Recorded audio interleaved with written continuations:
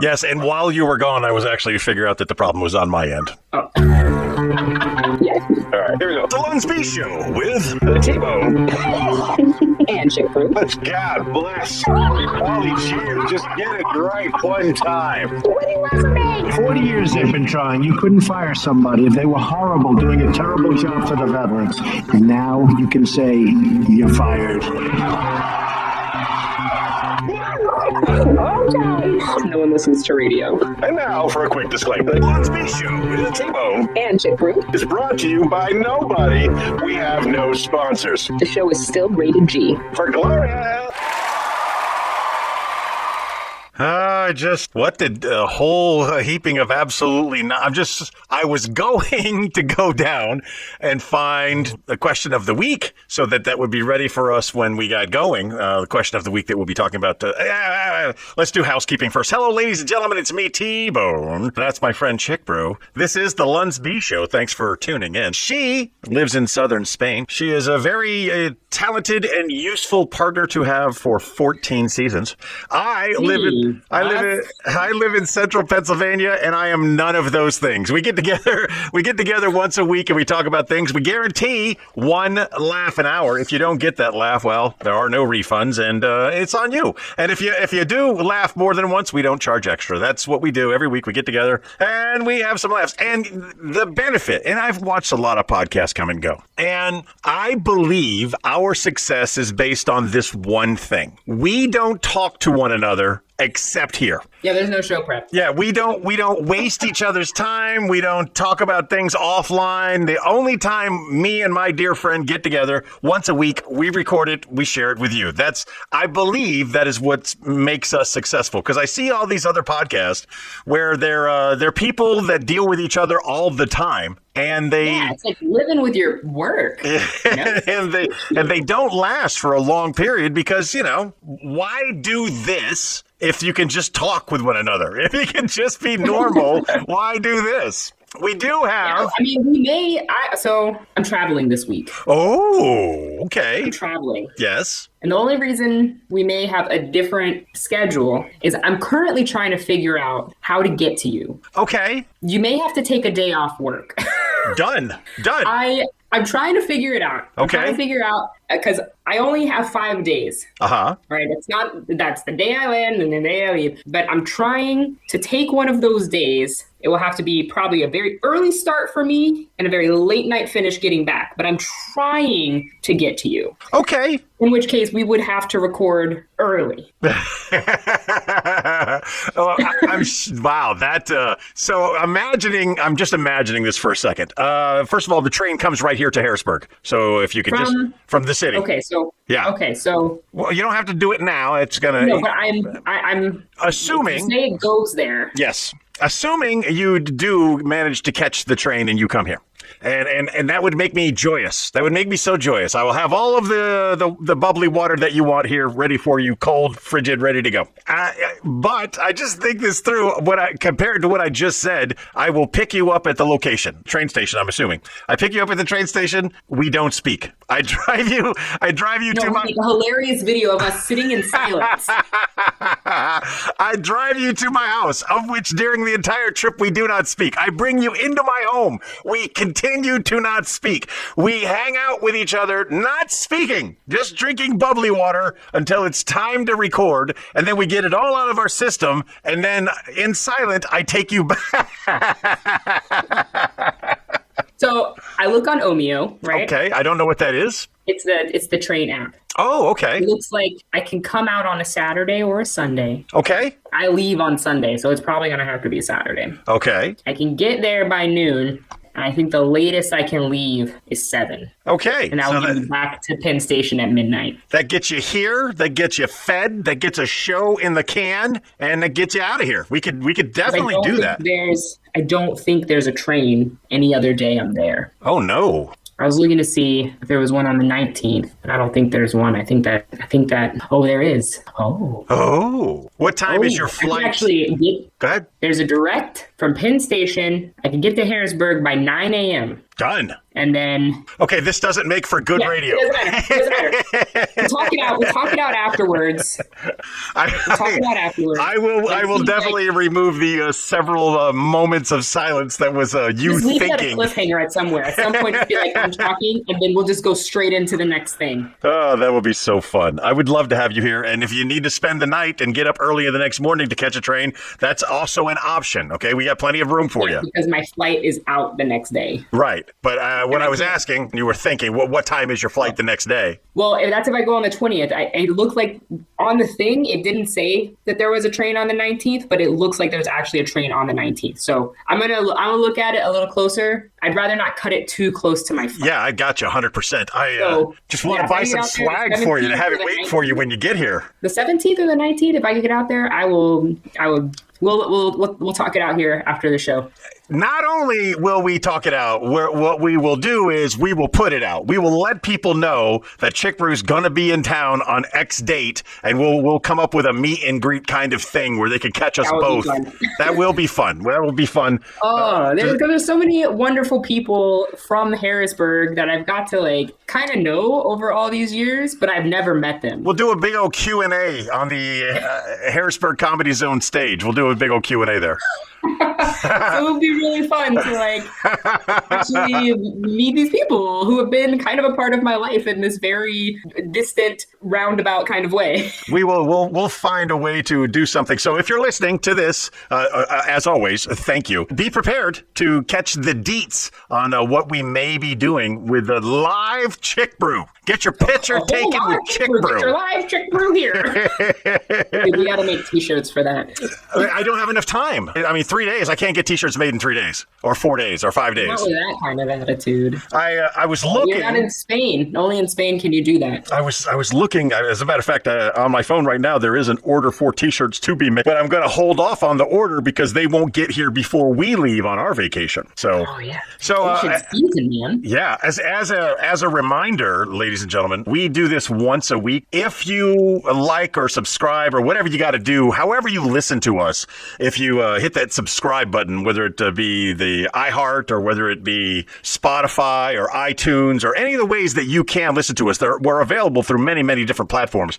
But if you're listening to us, make sure to hit the subscribe button. And the reason being, this week was a really rough week for me. I was able to get the episode out in time, but what I wasn't able to do is to get the associated messages on the group of the fan page or on my page saying, hey, the episode's out, go look for it. But if you are subscribing to us, the moment I upload an episode, you're going to get that notification. You're not always going to get your personal invite to click on a link, okay? So subscribe,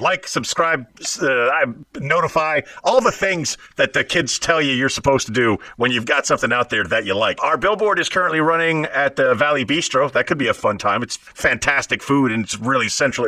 That could be fun. You gotta do all the things, man. To my Jersey plated fan, whoever you are, I am coming home. I'm on 81 and I'm getting the beeps and the frantic waving of a person that is passing me. So I wave back to them. I don't know who it is. I don't recognize them. All I know is they had Jersey tags and they wanted to wave at me. And I hope that the reason they wanted to wave is because of the advertisements on my vehicles. Yeah, probably. So whoever you are, I'm thinking about you. Now, recently, a Pennsylvania man hit it big. Oh. He has been guaranteed 100. Hold on, let me pull up the thing real quick. I don't want to get it wrong. I want to be accurate in my reporting of this thing. Oh yeah, $10,000 a month.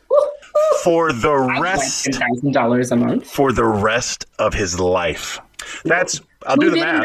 I'll do the math for you. He won the lottery. I'll do the math for you. That's $120,000 a year. And you only need to live 10 years for it to be over $1 million. $10,000 a month for the rest of his life. You want to take a guess on how old he is? 97. Close. He's 87 years old. If you give me $10,000 a month for the rest of my life and I'm 87, let me tell you something. This 87-year-old is going to make national news. You're going to know who I am because I am going to spend that money in the most extravagant ways possible because... Here's what I don't, okay, and maybe I'm stupid, right? I play the lottery frivolously and with reckless abandon, okay? I should not be allowed to gamble. This is who I am. I know this. But what is the benefit of the payout versus the lump sum? The particular ticket that he was playing on, that was the prize, $10,000 a month for life. Oh, that was, okay. That was the game he was playing, and he won. Unfortunately, for him, a frivolous gambler, I would imagine as well, maybe that wasn't the contest he should have been participating in. Maybe he should have spent that money. I mean, good for him. I'm happy for him. And these next couple of years are going to be great. I mean, also, though, maybe this is the game you should be playing because what a way to spend the last few years of your life. Oh, my goodness. I'm a rock star. Speaking of being extremely wealthy, I was able to buy SpaceX stock. Oh. Yes. And I have high hopes. I got high hopes. Oh, pie in the sky. You know how I know so much of that song? Because you love musicals. Because Goofy sings it in a Goofy movie. I did not know that. I don't know where the original song comes from. Goofy movie is my favorite Disney movie. We do know this. How about Andy? Did I show you what my brother sent me? You did not show me what your brother sent me. But whatever it is that she's about to show me, I can tell you right now, she is extremely excited to share this. I'm only going to get part of it because the other half is downstairs. Okay, so Disney did a special Disney-only release of like a Goofy movie swag. Uh-huh. Right? And we were in Disneyland with my brother and I couldn't find any Goofy movie anything, right? So my brother, who is very good at a secret, we don't talk often. When we talk, it's great, but we don't talk often. He's a very busy man. Of course. I get a package. I was like, I haven't even ordered anything. So I assume that it's the manager's. I go to the post office, but it's an Amazon packed box that has been repurposed. And I could tell that it is not packaged by Amazon because it is using real tape and it has survived the transit, right? I look at it and it says from Tommy and Carrie. What could it be? It is Goofy. And it is Powerline, baby. So they did a Goofy movie. They did the 30th anniversary. We don't even talk about that number because it's disgusting.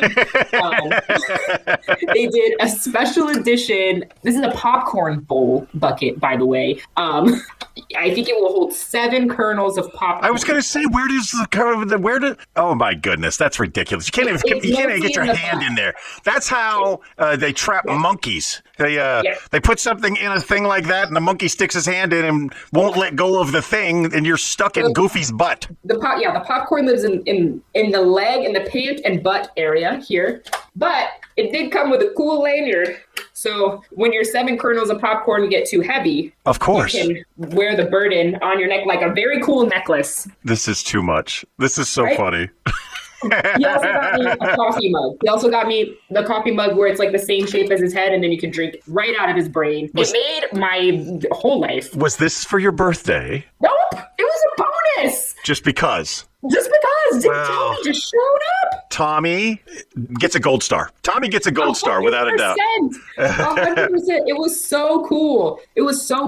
And also, shout out to Tommy and Carrie for packaging it because the coffee mug made it. There you go. I mean, a win is a win. Take them wherever you can. A lot of Trader Joe bags. Very sturdy paper. I'm just going to hold him like this the rest of the show. Okay. When you mentioned that, I don't know why, but I started thinking about my friend Frank. I'll bleep his last name out now that I just said that. My friend Frank, he's a degenerate gambler. So much so that in the state of Pennsylvania, you can ban yourself from the casino. You can just call 1-800-GAMBLER and saying, yeah, I got a problem. I shouldn't go to casinos anymore. And they will ban you. And it is now against the law for you to go to the casino. Recently, a woman who banned herself from a casino won a jackpot when they found out that she was banned from the casino and she had to go to jail. I don't even know if they paid her the jackpot. They definitely took her to jail because she wanted to go to jail if she was ever back in the casino. I thought about Frank banning himself from the casino because you said... Can you unban yourself? Yeah, but it's a process. Oh, okay. You can't just call up as like, I'm good now. And they're like, no, you got to prove it. You mentioned that the packaging was good and it wasn't from Amazon. And I was like, wow. Oh, you didn't order a package. And I'm like, I order package. Packages take so long to show up for me sometimes that I don't know if I ordered packages or not. They just show up. But are you real? But I am proud to say, much like banning myself from a casino, I have not ordered from Temu since the self-imposed ban on Temu products. I'm proud of you. I am. You have too many noodles. Those yummy noodles are delicious, and I save them for Fridays when we're sitting around the table and we're breaking bread with my friends. You know, Safety Michelle and Beer Snob Dave and whoever else might show up. I save the yummy noodles. What I do is I throw a bunch of frozen vegetables into a bowl, and I take that bowl to work with me. I get to work, then I add the noodles and the accoutrements and some tuna. I add the tuna in there to the noodles and the frozen vegetables, and I nuke that up, and it's a very tasty and delicious soup. It sounds like a plan. So you gamble responsibly. Yes. I've added a new twist to my gambling. I started investing in PayPal digital currency. Because I trust the company PayPal. They do a really good job, and they have with me for many, many years. And they offer a very high APR for this particular thing. So it's not that you're gambling. It's based on the U.S. dollar. You're not gambling on the currency going up or going down. It's based on the dollar, but they offer a high APR. So I'm basically backing the currency by using it as a savings account, and my reward is I get a high APR. I started doing this new thing where every time I go to a casino, I don't spend an extra $100 that I would spend at the casino, and I put that into that account. Oh. Yes. So basically, this account is keeping track of the number of days I have gone to casinos. And the theory is, along with a high APR and my propensity for going to the casino, my new Cadillac will be purchased with this fund that I have created. Or SpaceX. SpaceX was so fun Friday. Yeah, I definitely couldn't afford that. The last time I purchased stock was also on a release day. I'm pretty sure I still have 4 shares of Snapchat. Oh, 4 shares of Snapchat? I wonder what that's going for these days. I can tell you what it can afford me. Not the ticket to come see you. Maybe if I take the bus. Man, you want to talk about that's time travel. When you take the bus somewhere, that's going back in time. Yeah. When I come see you, we're gonna have to delve into my account, and you're gonna have to shake your head furiously at the chaos. No. We'll get you squared. Get you squared away right and proper. We have time, because what I'm expecting is we're going to the Bistro. Yes. Right? Yes. We probably got to go by your work, because I got to meet TuBaurs. Oh, okay. Well, you won't be here during a work day. Initial plan. Okay. They go pinned on the because I did just look at a weekday, and they actually have one that'll get me there at like 8:30. I could stay overnight. Okay. And leave super early the next morning. The weekday, actually, because they're commuter trains. And that's got to be it. We will. We'll discuss it. But how are we going to go to the comedy club if it's daytime? Well, we will work out the details. And we don't have to go to my job. They can come to us. Anybody that wants to see you, because you're always the more popular of the two of us. Anybody that wants to see Chick Brew, I think Damien would like to meet you in person live. I would like to meet Damien. So we will work out the details, and if it's something as simple as like, hey, talk to upper management at the Comedy Zone, because it's closed, it's not going to be open, but I will need listeners. I will need some type of commitment. If I come up with an idea, like on an off day, that we meet up at a place in a location and we do some Q&A with Chick Brew and me. If we do that, if we do the Comedy Zone. Mm-hmm. I've literally never done stand-up in my whole life. I should definitely do 2 minutes. Well, then that would have to be on a Tuesday or a Thursday. We can figure it out. We'll figure it out. Well, if we do it on an open mic night. I literally could probably not even make it. They're gonna give you 3, and here's the math in my head. I try to mentor people where am good at things. If I'm good at something, I try to mentor people who are trying to do that thing. And one of the things I was kind of successful at was stand-up comedy. I was actually pretty good at it. And one of my thought processes was RPMs. I'm a big fan of RPMs, reactions per minute. Okay. If you get on stage and you're on stage for 3 minutes at an open mic and you get one reaction in those 3 minutes, your RPM is too low. If you can get more, if you're a one-liner, if you're a person that can say 5, 6, 7 jokes per minute, I am proud of you. But at the very minimum, you should be getting a reaction from the crowd every 30 seconds.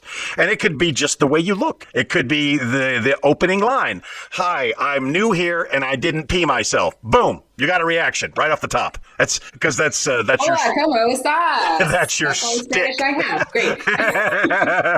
I am visiting. Yes, speaking in Spanish would be hilarious. In Harrisburg. Yes, for the first moments. Hi, I've traveled all the way from Spain to teach you the 5 words of Spanish.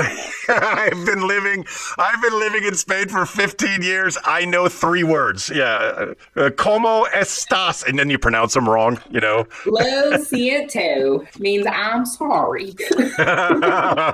Learn it, live by it. I will do everything I can do to make your visit fun and entertaining. We will definitely do that. Yeah, we're gonna have to time travel. We're gonna have to like apparate or like beam each other up to get places. How are we gonna get all the places? I got the caddy.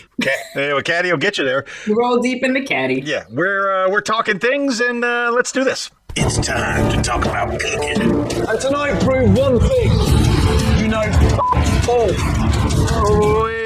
One of our regular segments is we talk about food because we're food people. She likes to make it. I like to eat it. She's a foodie. I'm a fatty. This is the segment where we talk about food. Now, while I was giving you the recipe for my yummy noodles on Friday, I kind of wish I would have waited for this particular segment because aside from protein shakes and hard-boiled eggs, the only thing I have different in my diet right now is my yummy noodles on Friday. Everything else is protein shakes and hard-boiled eggs. That's it. Your Friday nudes. Or pre-chickens, as I like to call them. So, speaking of pre-chickens, my friend Chris, he had a pre-chicken-esque. He had a bird, fell out of its nest. His lovely wife tried to save the bird. The bird ain't got no feathers on it. There ain't no saving this bird. And by the time she tried to get her good deed done, the bird had already passed. I'm a human being. I have empathy. I feel sorry for the dead bird. Only to go out to the hot tub this morning and to see I have a dead bird on my chair. Tiny little baby bird, never grew any feathers, fell out of its nest down onto the chair, and I had to dump its little body over the fence. We have had these nests underneath our patio. So the patio is probably 15 feet off the ground. Down below the patio is where the hot tub is, and it's nice. It's nice. In the rafters of the bottom of the patio, we've had 2 big bird nests that have been there since we moved into the house. And we've never knocked them down, never disturbed them, and it's kind of cool. It's good for them. It's safe. It's pretty safe. And when the babies hatch, you get to see their little heads going chippy, chippy, chippy, chip. It's cool. It's cool. You like it. Well, those 2 weren't apparently enough. They've since built another one, which puts me in the hot tub in a poop zone. So I'm not a fan. Now, not the poop zone. Once this spring is over, I'm evicting all of the birds that have been roosting in my rafters. So Spain just started a very strict, if it's a sparrow nest, straight to jail. You have to leave it. Really? Yeah. They're protected, straight to jail. We don't have them nested here because Granger is a menace. But they like to come and sit under our garage covering because it's shaded. Unfortunately, they've taken to sitting in one of the pillars that goes right over Genevieve's car. So there's a sparrow poop zone. She's in the poop zone. So, interesting topic that will not be the headline for this week's name for this week's episode, but it is a thought that I had for a second there, the poop zone. I like also how our segment about cooking has mostly consisted of the word poop zone. We will get back to cooking, but we're talking about birds, and it started with pre-chickens. The final thing I'm going to say about birds, the osprey nest on the right-hand side as you leave the Rota gate. That is the longest standing bird's nest that I've ever seen in my life. It was there for the entire 10 years I was there. I'm sure it's still there. Giant birds on top of a radio antenna tower built this humongous nest, and that is their residence. They can vote from that location. That is established permanent residence.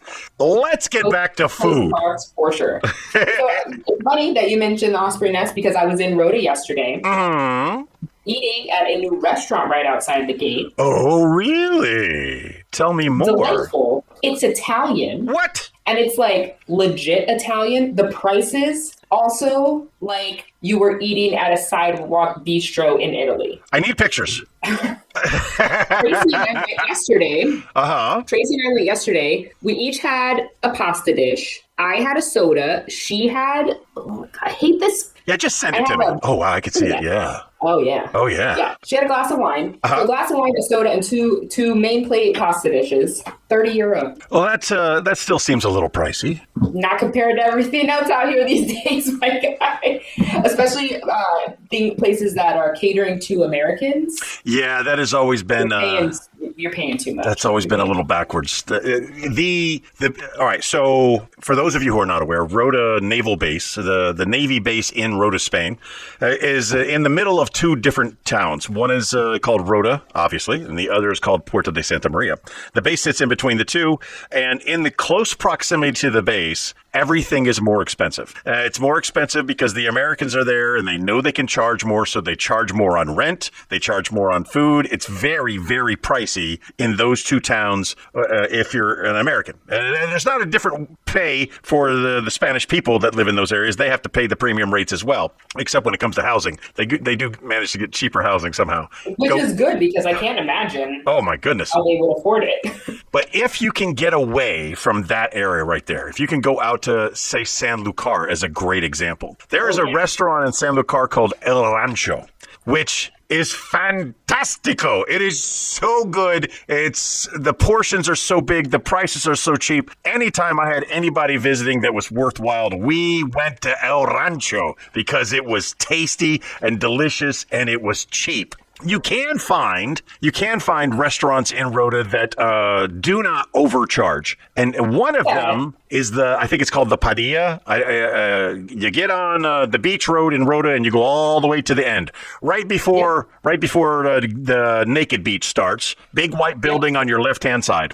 I fed 20 hashers. I fed and drank about 20 hashers for less than $250. You can do it if you are willing to, and you should be willing to because explore. If you're willing to explore, and we love Stevie at Shamrock. I was at Shamrock this weekend. Had lunch with Lauren Howes. Hey, she's all right. With her family, but it's expensive. Well, you want to believe that Stevie's expensive because it's really good food, and it is really good food, and that's Shamrock's Bar and Eatery in Puerto de Santa Maria, if you don't know about it. But then you go to, what is it, Bailey's? Yep. Yeah, not that good. It's okay, but they're... also had a roach in my bread there once. Never gone back there. They're a bit expensive. Chicken in the Dirt, now that's a place a lot of people have never explored, but Chicken in the Dirt has dirt cheap prices. And they do? And there's really good chicken. I don't like chicken. But you get down on the marina, you're going to pay more. You're going to pay premium prices at the marinas. Bistro Musa has gotten glitzier, so it's gone up. But I mean, there's places you can go, right? Like I'm going to go to Shamrock. I'm going to go to Shamrock because the service is fantastic, the food is phenomenal. If I'm going with friends that have kids, I'm going to Shamrock because I do not entertain children. But there's a just fully stocked playground. It's happening. And I like that. Ample parking. There's so many benefits to being at Shamrocks. Especially in the summer. If you ask me to go eat, you better ask me to go eat at either Puerto Sedona, which has a parking lot, or Shamrock. Don't ask me to eat in Rota. It's June. If it's walking distance from the gate and I could park at Baskin & Robbins and skedaddle my way out, cool. Don't ask me to eat in Rota. I'm not doing it. Yeah, I understand. I have something really old in my mouth today. I've been wanting to say that since we started talking about food. And I didn't want you to move on without me getting to deliver that. Goodness gracious, that's so funny. So please, my friend, tell me, what is the old thing you put in your mouth today? So the manager, several years ago, before I even met the manager, was sold a bottle of port that was bottled in 1984. Okay. The year we were born. Okay. The idea, upon purchasing this bottle of port, he said it will be peak between 40 and 45. Well, we kind of forgot about it. And then we were digging around the wine barrel, trying to make space for something else. And then, today I had some 40-year-old port. And was it worth the wait? Delicious.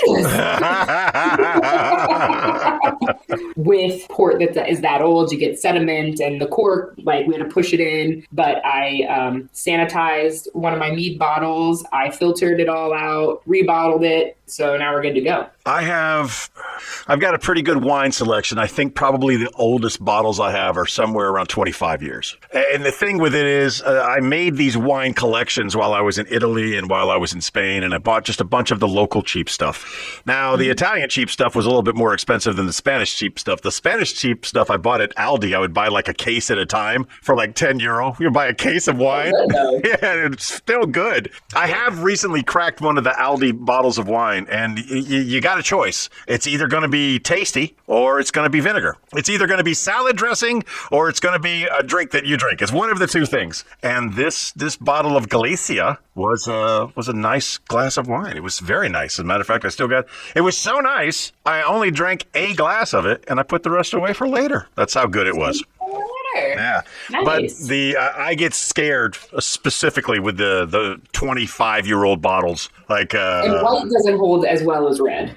Correct. And we had talked about this not too long ago, that my whites are starting to turn a different color, and this was one of those. And I was just curious if the change in the color was going to change the flavor profile. I don't know why I've been using that lately. Your mouthfeel. Well, I've been avoiding saying mouthfeels. But so, did you make anything this week? Did you make anything? I made vegan chocolate cupcakes. They were delicious. They were so good. Vegan chocolate cupcakes. Yeah. So really, if you use the recipe for vegan chocolate cupcake, you're going to get the best cupcake. It's so good. I even when I make non-vegan chocolate cupcakes, I use that same recipe for the cake because you're using oil, so that's your fat instead of butter. You're just using almond milk or coconut milk or soy milk instead of milk. So a vegan's issue with a chocolate chip cookie is the milk and the butter. Yeah, but you can make a chocolate chip cookie vegan easily. But I wouldn't want to. I think the butter and the milk, I think that's what makes it. The chocolate cupcake that I use for my base every time is this same cupcake because you know the word I don't like to use, but it is very that. They won't know what the word is that you don't like to use, but they'll figure it out. It's somewhere in between dry and wet. It's a word that she just doesn't like to use that word. It's so silly. And she's a chef. She's a chef that cannot properly explain the consistency of something. If you were on exactly what I meant. If you were on MasterChef, it's tender. It has a nice crumb. Oh, so you found all the other words. The only thing that makes it a vegan chocolate cupcake really at that point is I do make the buttercream vegan because Douglas had his summer party. Okay. That he has every year for everyone on his staff. Uh-huh. And his daughter, I always used to make those cupcakes for her, and she would always ask for them for her birthday, graduation, blah blah blah blah blah. I wasn't gonna do it, and then someone reminded me that he's leaving, and that this might be the last time I make her favorite cupcakes. And then I died a little bit, and I made the cupcakes. This is the spooky child, the one that used to sit up in the window. Yes, I know who this child is. She's grown quite a bit since the last time I seen her. But college graduate. It's not that I'm a person that makes cupcakes, and I definitely don't cater to the whims of mentally ill people who are vegans. If I were challenged with making vegan chocolate chip cupcakes, I can tell you that person's gonna die. Because I'm making, right out of the box, I'm making the chocolate chip cupcakes the way the box says, and that means butter, and that means milk, and that means real, no kidding chocolate. And when I give it to them, I will tell them it is vegan, and I'll use words like you use, like, almond milk, and When you come back to visit me one day, I'm going to make you these cupcakes, and I'm going to tell you, no, they're regular. And I would eat them. And you're going to go, that's a really good cupcake. And yes, it's got a nice crumble. It's very tender. It's somewhere in between dry and wet. It's, That. All right. Those words, but not that word. I think we've talked enough about food. Let's move along.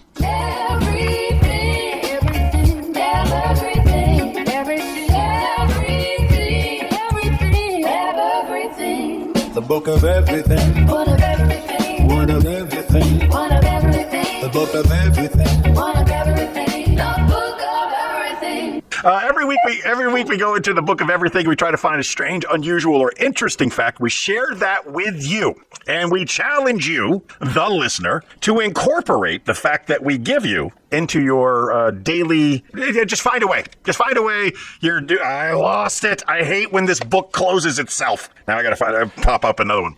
We challenge you to find a way to use a fact from the book of everything. So one of the facts that we stayed with both of us for a very long time was that humans and elephants are the only creatures on God's green earth that have chins. Humans and elephants. And I want to say that on stage because I think it's an interesting observation. And then you never look at another animal the same way again because you're always looking to see if that's true. You're looking to see if they have chins. But I tie that into what I now refer to as the Pennsylvania lean. So if in Pennsylvania, my people, they are big people. They are corn-fed, big.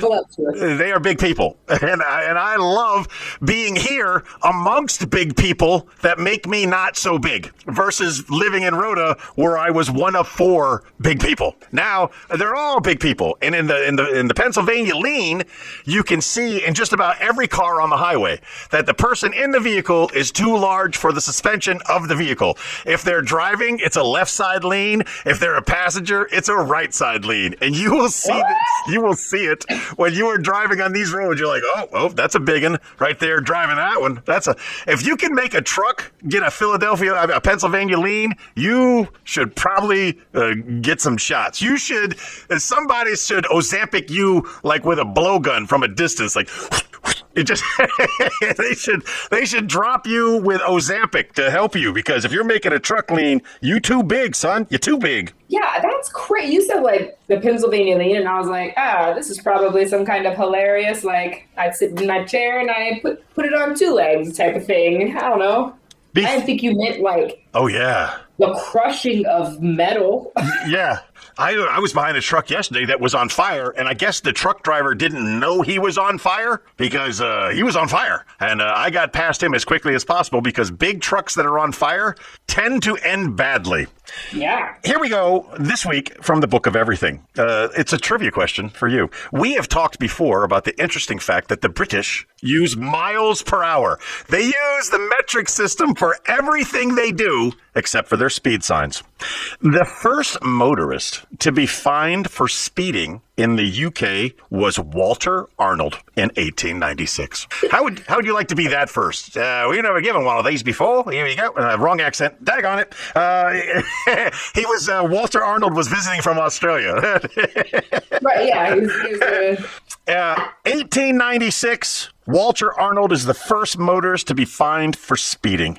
Would you like to guess what the speed zone was? 35. And that is not even close. The speed zone he was in was 2, as in 1-2 miles per hour.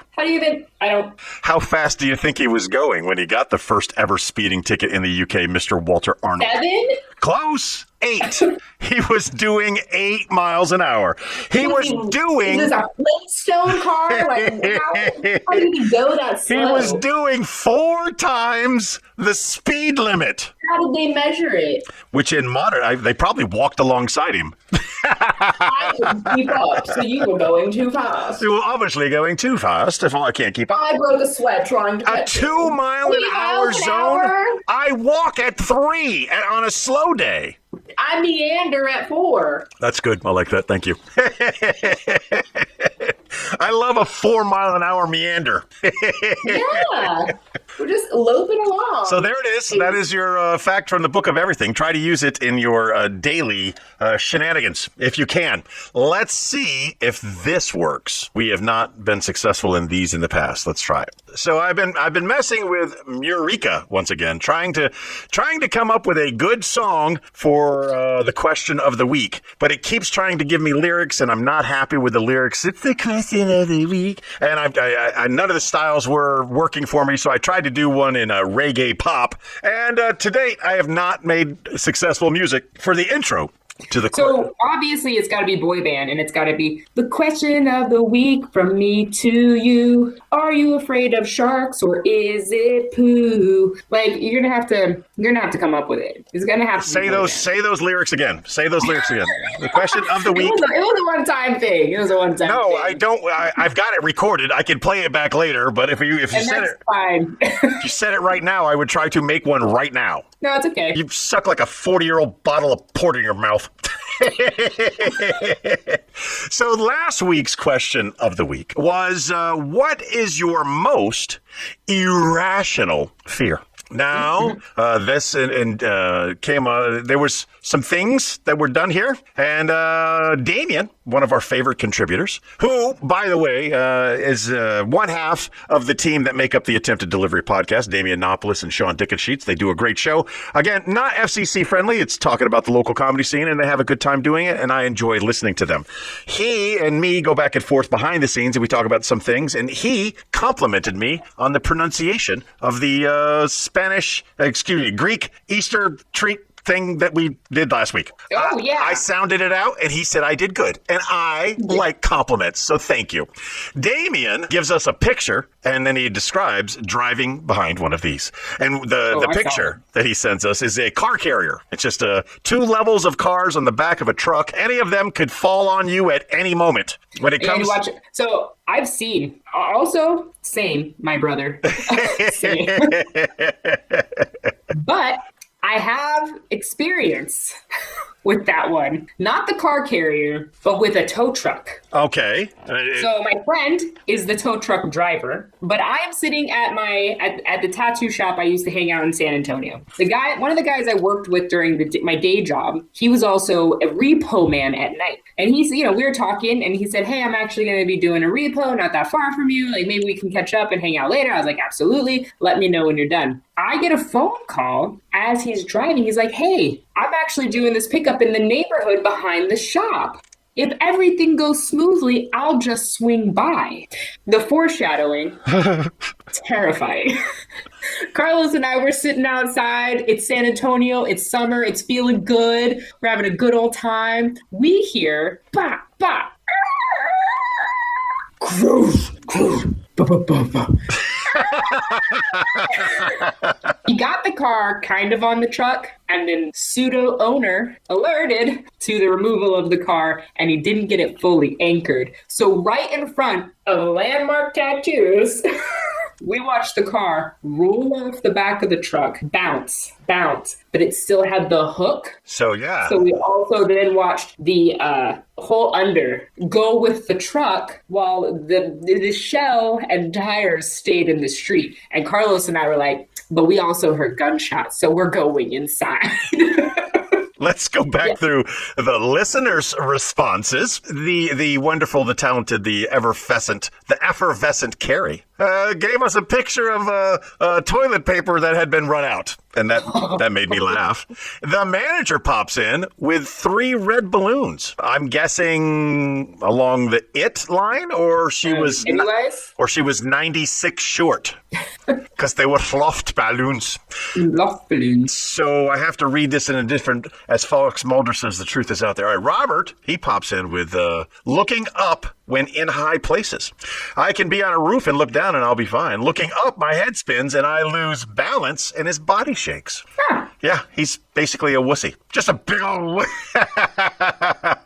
What's your fear? What's your We're going to get to mine. You know how this I works. want to know now. You're going to wait your turn. Mr. Taney says that none of his fears are irrational, but he lists child abductions, home invasions, zombies, the grid failure, and any Red Dawn style apocalypse. He says more, but we only asked for one, and I'm not reading the rest.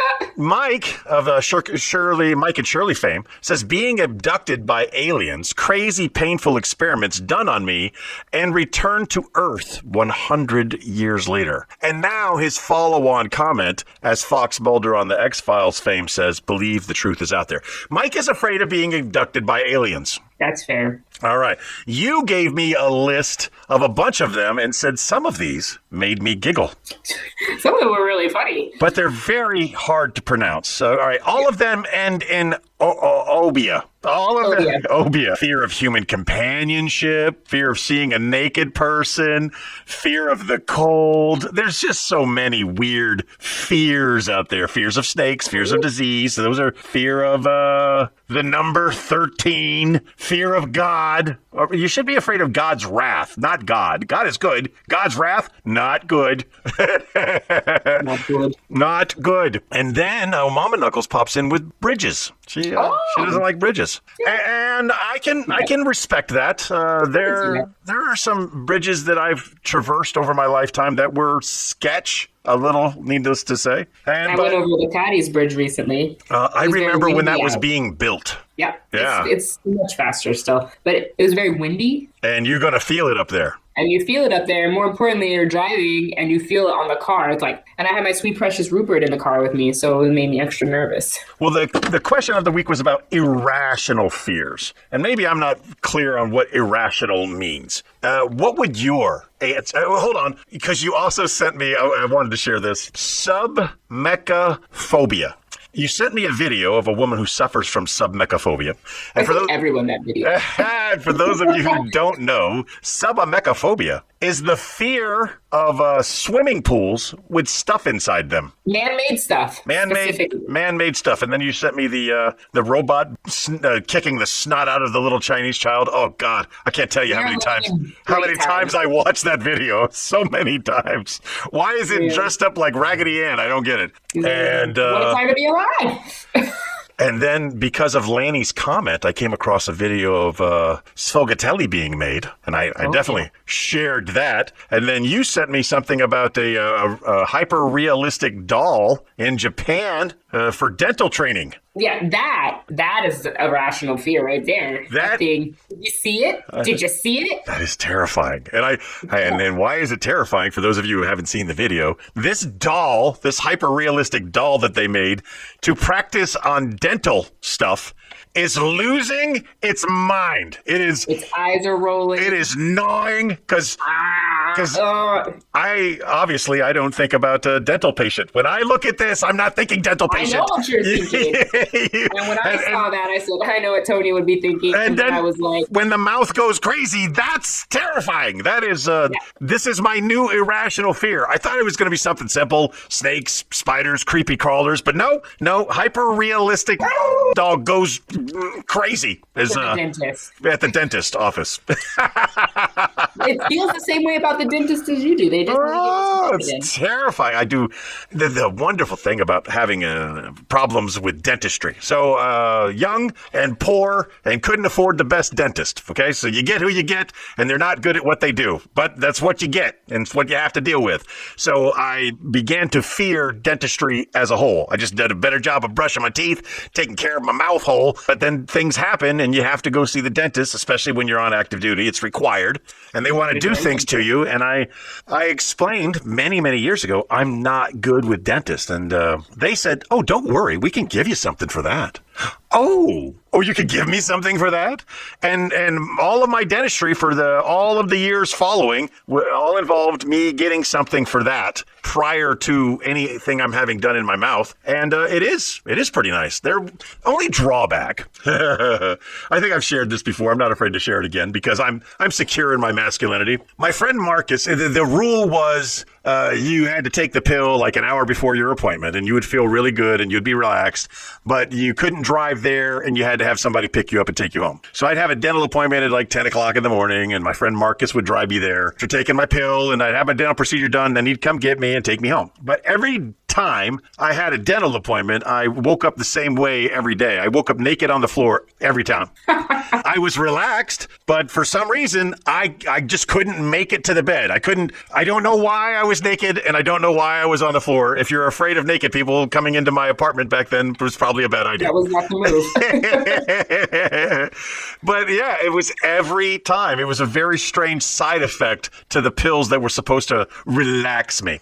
Did you ever answer with your irrational fear? I'm going to tell you right now, because that's a great segue. I cannot swallow a pill. I cannot swallow a pill. The irrational fear is that I will die taking the pill. That I will choke on it and die, and most likely be alone.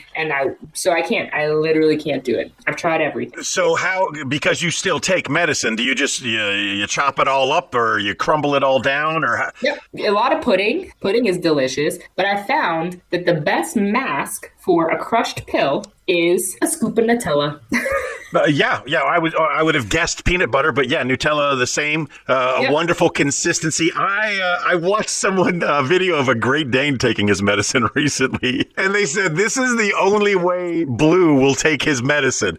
And they got him cornered, and he's a giant monster of a dog. And they got him cornered, and they got him in a headlock, and they open up his mouth, and they put like 6 or 7 pills in his mouth, and he's not happy. And then they squirt some whipped cream in his mouth, and you see him swallow begrudgingly, but there's still whipped cream on the hands, and he's all about that whipped cream. He's all about that pup cup in real life, so he... Help me.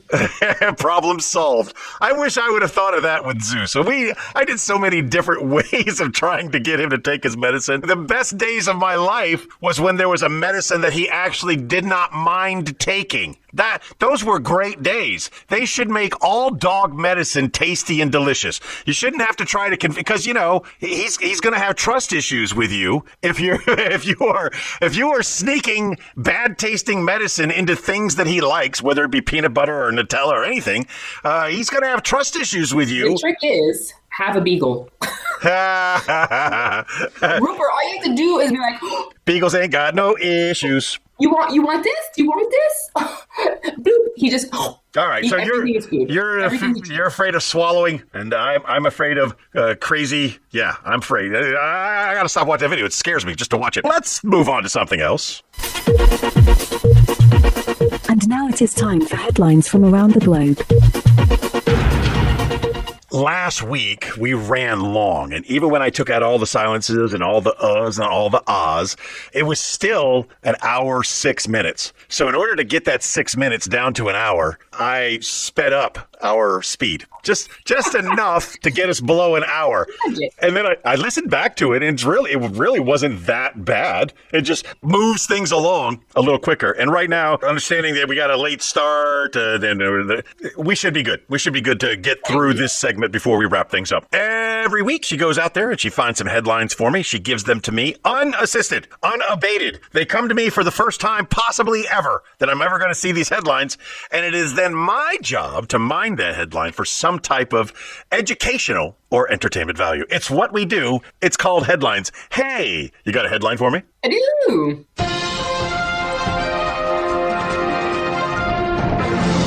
Boner Bear's chocolate recalled for containing Viagra drug. I got to say a lot of words there.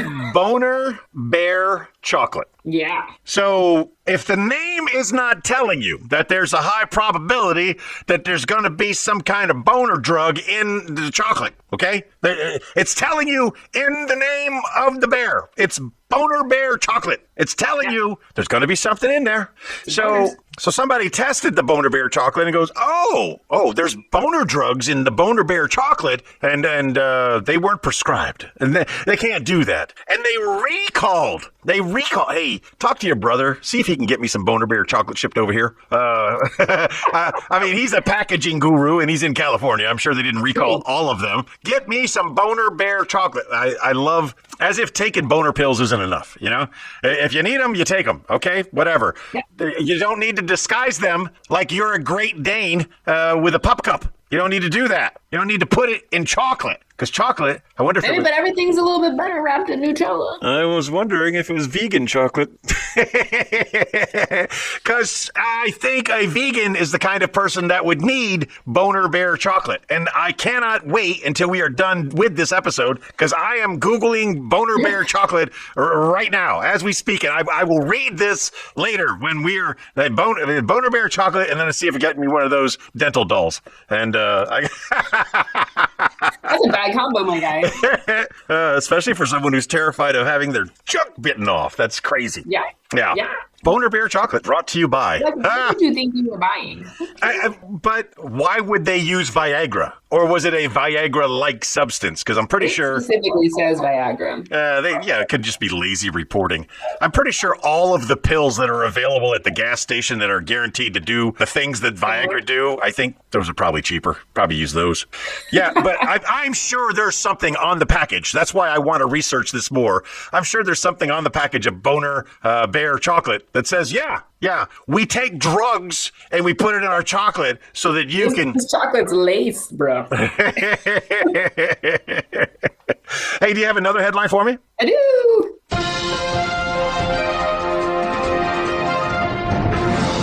Whistleblower claims CIA used DNA data from Ancestry and 23andMe customers in search of aliens. And this is why Mr. Shirley is terrified of alien abduction. Boom.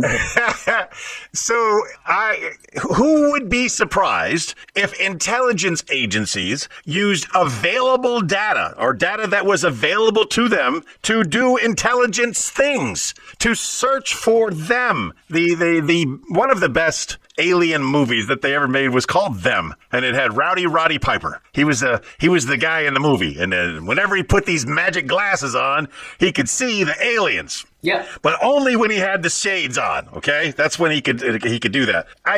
Here's the thing. 23andMe, the Mormons, anybody that does Pete Katie, anybody that does the whole ancestry thing, you are not helping. You are part of the problem. My family, the people I speak for, we don't do 23andMe, okay? We aren't the ones to do 23andMe. You don't know nothing until you know something, so we don't do any volunteer DNA testing, because you don't know. You don't know who did what, but you volunteer a sample of your DNA because you're interested if you were related to the King of Prussia, and you do a swab of your mouth and you send it in, and they come back like, no, actually, you're not related to the King of Prussia, but you are the brother of a serial killer we've been looking for the last 25 years. Now, I don't know my brother's a serial killer. Seems like a nice guy to me, but he's been killing people all of this time and getting away with it. Maybe they were bad. Maybe he was using the Dexter model of murder. Yeah, so we don't do no DNA. And I don't recommend anybody else does it either. Because what happens when the CIA finds out you have alien DNA? You're getting abducted. They're taking you away, Mike. Painful.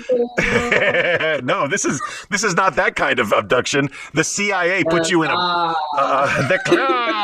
they put you in a black van with no windows, and you disappear. And then they do painful experiments. This is everything that Mike has an irrational fear of is coming to fruition in this news article about the CIA looking for aliens here on Earth. And if they find alien DNA in your DNA, they're going to kidnap you. Alien? What are they comparing it to? They are going to kidnap you because it's not one of the ones. It's not one of the 23s. It's a 27. It's an oddball. It's got a face. It's got googly eyes. I don't freaking know. I don't freaking know how they would know. I'm telling you, without a doubt, my favorite alien show. If you never watched it, please do. Was called Resident Alien. It is an alien that is trapped here on Earth, and he assumes the identity of the local doctor that he murders. And it is a laugh out loud 30-minute comedy show. It is so funny. I got such a kick out of that show that when it went off the air, it saddened me to no end. And somebody out there is preying on my sadness because they're always with like a new season of Resident Alien coming soon. And then you click on it and it's not. They're just messing with my emotions. And I don't like when people mess with my emotions. Chick Bro, we have done all the things that we need to do. And we're going to wrap this up right now. I'm going to remind everybody today, like I remind them every day, just be the best person that you can be. And if you were a great person today, be an even better person tomorrow. And don't forget that you are loved. Thank you for listening to T-Bone and Chick Brew. If you enjoyed that show, you should check out the Darrell McLean Show, independent media that won't reinforce tribalism. We have one planet and nobody's leaving, so let's reason together. You can find the Darrell McLean Show at the same place you actually listen to this show. Give it a shot. Young man, you've been getting a free promo from me for a very long time. If you don't start participating in the group chats, I'm taking it away.